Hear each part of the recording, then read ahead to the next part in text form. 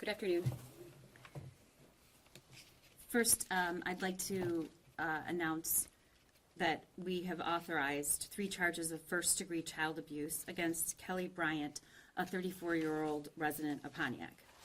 My office has already advised the court in the neglect proceedings that we will be asking to terminate the defendant's parental rights.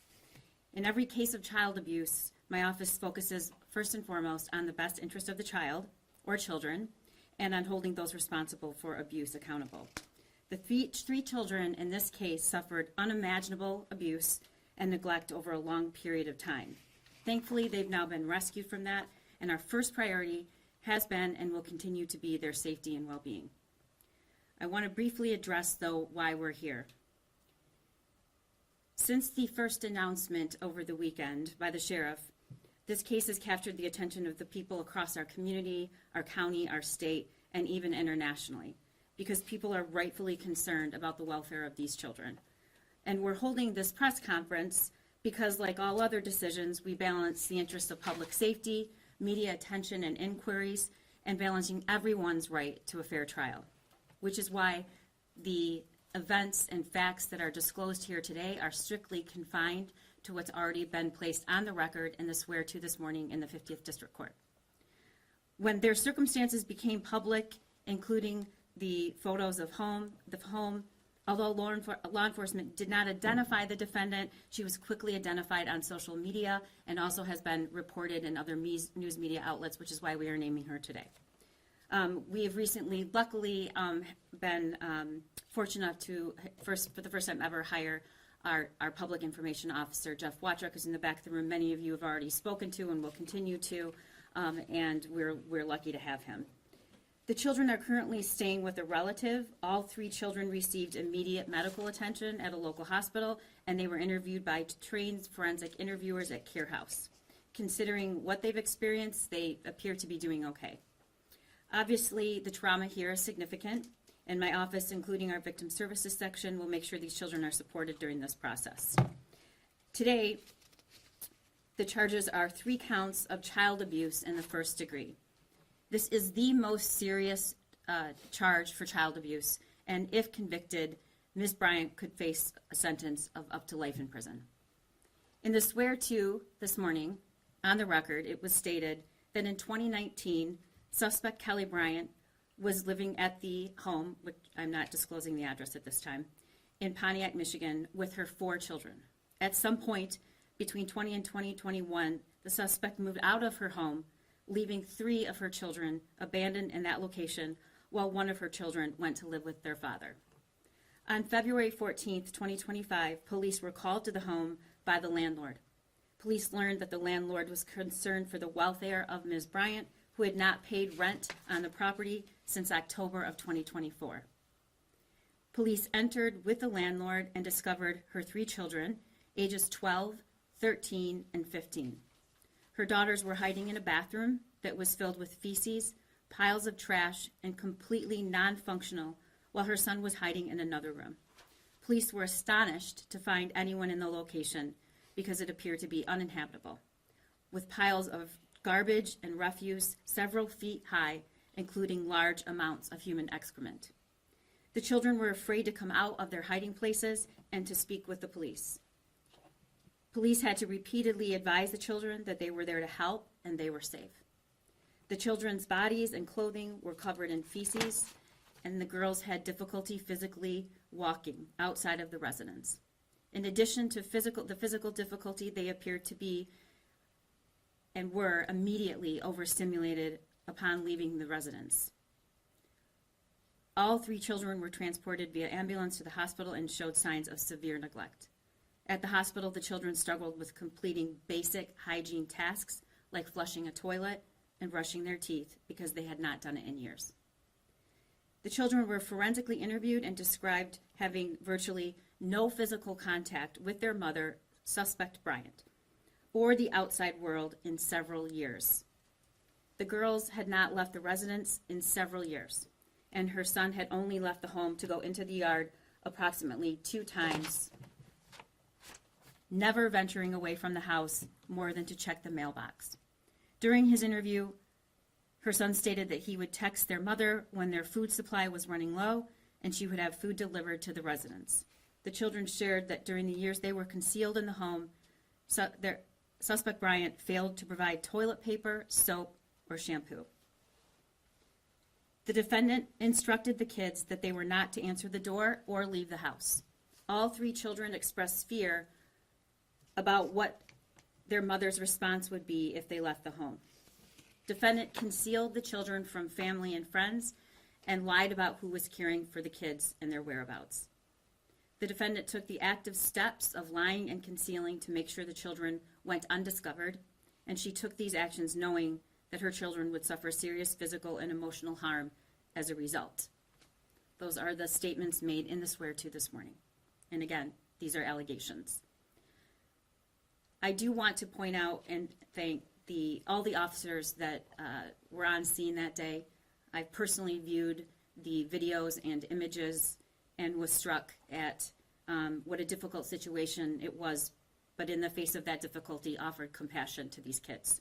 I also want to thank Detective John Brish and Lieutenant Sam Marsban for their dedication in working this case, and of course the assistant prosecutors involved, Chief of Administration Betsy Haig, Chief of our SVU Sarah Green, APA Lauren Benninger, Chief of the Juvenile Division Kelly Collins, and APA Kanika Ferenczi for their diligent efforts in this case. At present, we've not been presented with a request for criminal charges against any other individuals. That does not mean that won't happen in the future. I just can't speak to it at this point. Morally, there is plenty of responsibility to go around for how this was allowed to happen. However, these three kids were entrusted to the care of their mother, Kelly Bryant, and the evidence suggests that she effectively abandoned them to a revolting pit of refuse and squalor. There must be consequences for those actions. The defendant is presently in custody. The three children in this case were interviewed at Care House, and I want to emphasize how important Care House is to this community. These kids were interviewed in a safe environment by an experienced, trained forensic interviewer, and these interviews are important in all child abuse cases. They allow each child the chance to tell us their story without the influence of the abuser and without using leading questions that could taint their testimony. I can't emphasize enough how important Care House is. If you suspect a child is abused or neglected, you too can report this to CPS. The hotline is 855-444-3911. And I urge anyone who suspects that a child is being abused or neglected to report that using that number. We need to make sure that every child is safe and well cared for. And before I take questions, I just want to remind you that these charges, again, are only allegations, and the defendant is presumed innocent unless and until proven guilty. Questions? Not having been to the area, neighbors, anybody? I mean, I think what maybe people struggle with is how intimidated by their mother, yes, but how they could not even venture out of the home, or just nobody knowing that they were there, or can you add context into, how that can happen? I can only comment on what's been placed on the record. That's my ethical duty, but I will say that we see time and time again, victims of severe abuse of all ages make decisions that don't seem reasonable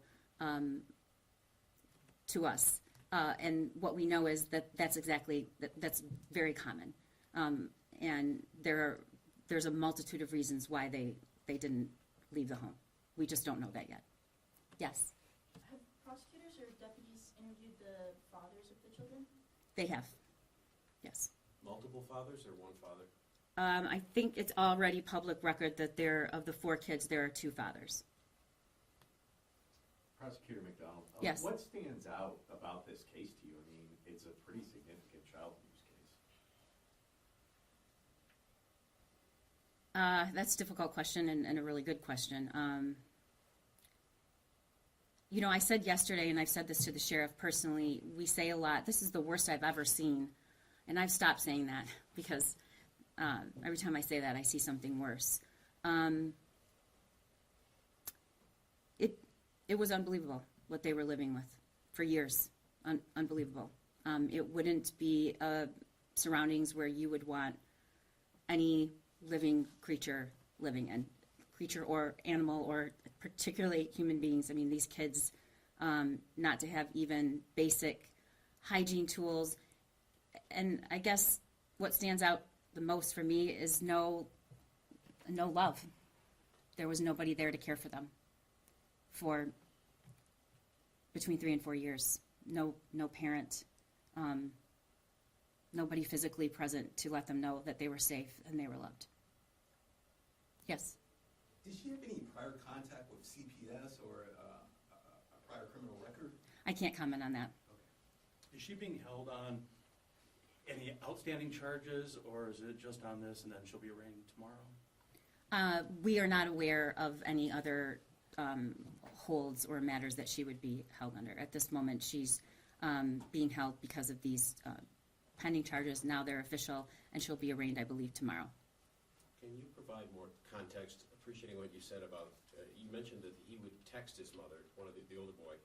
So he had access to a phone apparently, but. All the children had access to the phones. They all had their own phones. So would they see her? I read an account that maybe she dropped some food off weekly, or can you talk about how they survived if they didn't leave the home, how often she came and where she was staying? There was no, according to the evidence that's been placed on the record, there was no physical contact whatsoever. And I don't think it's accurate to say that they had food dropped off weekly. Sometimes, right. Sometimes it was longer than that. But and she was the one distributing? No, not all the time. Okay. Not all the time. And you had said the restroom was not, is that what you said, the restroom was not maybe properly functioning in there, but do we know if there was heat or air conditioning in the summer? I don't have that, that has not been put on the record, but I do not believe that there was, I believe there was heat enough so that the children were at least able to live there. If not, as you know, given the cold temperatures, there would have been signs of freezing to death. Where was she staying? I don't have that information. Not there.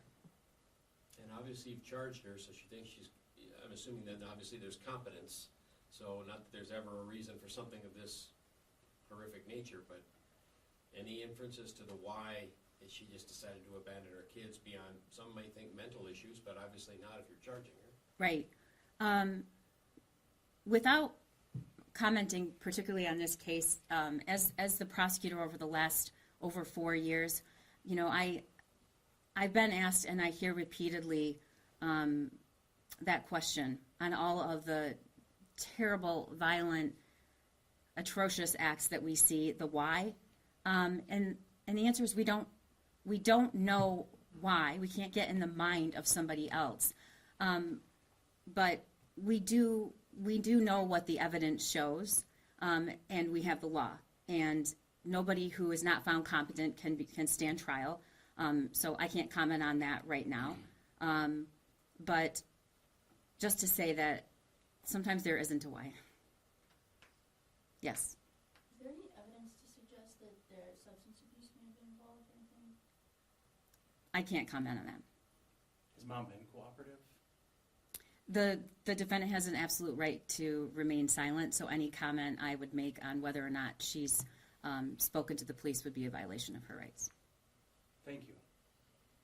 Longer term, can you share what the plan is for the children? And some may wonder if family have taken them in now, how they didn't know. But I'm not trying to assess blame by asking, but where were they prior? How did they not know? Right. I mean, there are a lot of questions, obviously. Good question. And the thing that I want to stress here is that we are responsible for prosecuting all of the criminal cases in this county. We're also responsible for representing the Department of Health and Human Services in child abuse and neglect proceedings. So we are simultaneously prosecuting the criminal case against mom and the neglect proceeding pertaining to the kids. So we will be asking our client, the Department of Health and Human Services, to file a petition to terminate her rights.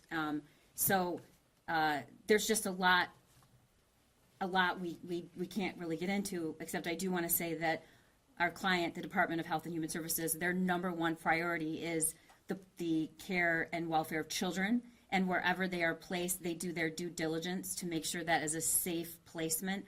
And all I can say is that those questions were asked and obviously satisfied. And the other thing I want to say is there's been such an outpouring in this community But